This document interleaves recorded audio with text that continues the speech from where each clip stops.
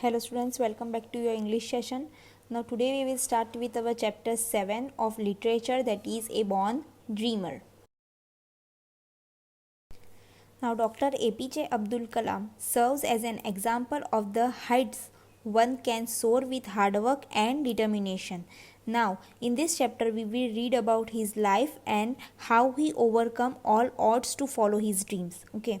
Now there is a one quote given by Dr. APJ Abdul Kalam, that is, we are all born with a divine fire in us. Our efforts should be give wings to this fire and fill the world with the glow of its goodness. Okay, now about the story is Dr. APJ Abdul Kalam was born in 1931 in the town of Rameshwaram in Tamil Nadu. Now he was the youngest of 5 children. Okay, कितने कितने भाई बहन थे वो लोग? 5. Okay, और 5 में से ये जो अब्दुल कलाम जी थे वो सबसे यंगेस्ट थे. Okay, his father Jainul Abdeen was a boat owner and although he never went to school, his father was a wise man. Okay, he encouraged Abdul Kalam to study and he also taught him to look at the failures as opportunities to learn. Now opportunities is what? Chances. Okay, जो वो हमेशा उनके father उन्हें क्या कहते थे? That you have to learn. Okay, education is must. Okay, now as a child doctor Kalam love to look at the sky and watch the flight of birds. He longed to fly and was confident that one day he would reach the sky. Okay, जब वो छोटे थे तब वो क्या करते थे? वो उनको बर्ड्स की फ्लाइट मीन्स जो बर्ड फ्लाइट जो उड़ते थे वो देखना उन्हें बहुत पसंद था. और वो जब वो बर्ड को देखते थे तब उन्हें ये सोच रहे थे, तब वो सोचते थे कि एक दिन मुझे भी ऐसे स्काई में ऊपर जाना है. Okay, now at school he was declared to be an average student. Okay, but his teacher realized that he could work very hard. जब वो स्कूल में थे तब उन्हें क्या कह दिया था? एक एवरेज स्टूडेंट कह दिया था. एवरेज मीन्स बहुत बहुत क्लेवर भी नहीं और बहुत डल भी नहीं. Okay, he was an average student, उसे ऐसा कह दिया था.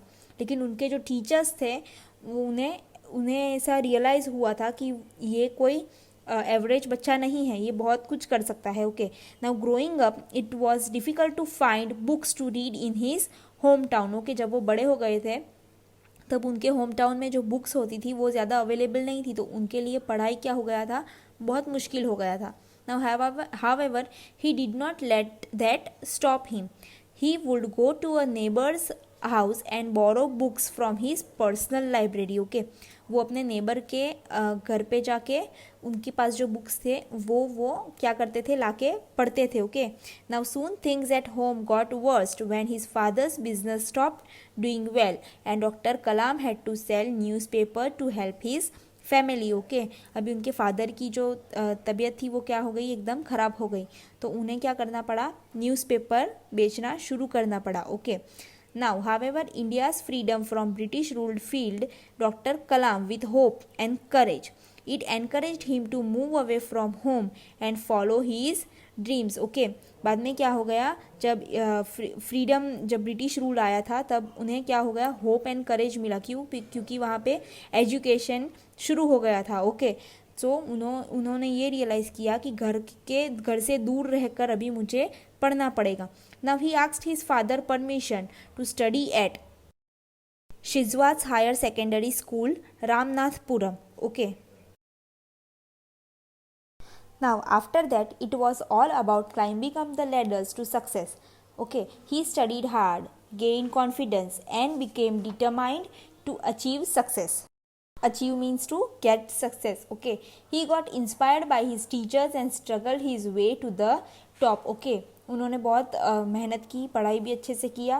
ओके, और वो टीचर्स से भी बहुत इंस्पायर हो गए थे और उन्होंने अपना जो स्ट्रगल किया था वो सब रिजल्ट लाया है. Okay, now he remembered his dreams of reaching the skies and decided to go to Madras Institute of Technology now to study aerospace engineering. Okay, ना जब भी उन्होंने अपना जो हायर सेकेंडरी का जो एजुकेशन था वो ख़त्म करके उन्होंने क्या ज्वाइन किया है? MIT. MIT means Madras Institute of technology. To study what? To study aerospace engineering.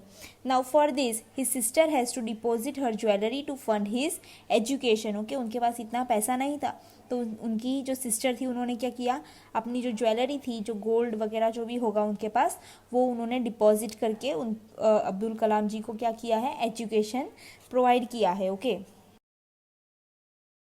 In 1960, Dr. Kalam joined the Defense Research and Development Organization, DRDO. Okay, what is DRDO?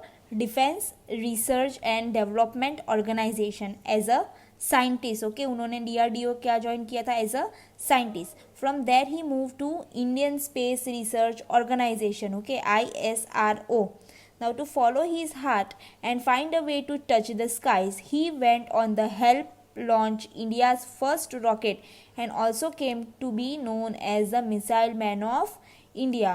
Okay, वहाँ पे उन्होंने क्या किया, एक साइंटिस्ट की तरह उन्होंने काम करके क्या किया है, उन्होंने एक मिसाइल जो है वो लॉन्च करवाई थी और इसी वजह से उनको क्या नाम दिया गया है, missile man of India. Okay.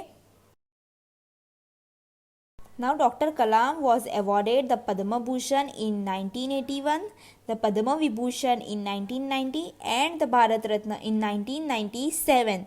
He also became the 11th President of India in 2002. Okay, वो 11th President बने थे इंडिया के in the year 2002. Okay, his journey from a small town boy to a famous scientist and the leader of nation is a great example of what strong will, determination, hard work and ambition can achieve. See, उनकी journey कैसी थी, एक छोटे से बच्चा जब था वो क्या था, इतने फेमस नहीं थे और इतने भी क्या थे, उनका जो फैमिली बैकग्राउंड था वो इतना भी फाइनेंशियली स्ट्रांग नहीं था. ओके, लेकिन उनकी स्टोरी क्या करती है, सबको बहुत ही इंस्पायर करती है. ओके, सबको बहुत ही हार्डवर्क करने के लिए प्रेरित करती है. Okay. Now Dr. APJ Abdul Kalam worked hard throughout his life.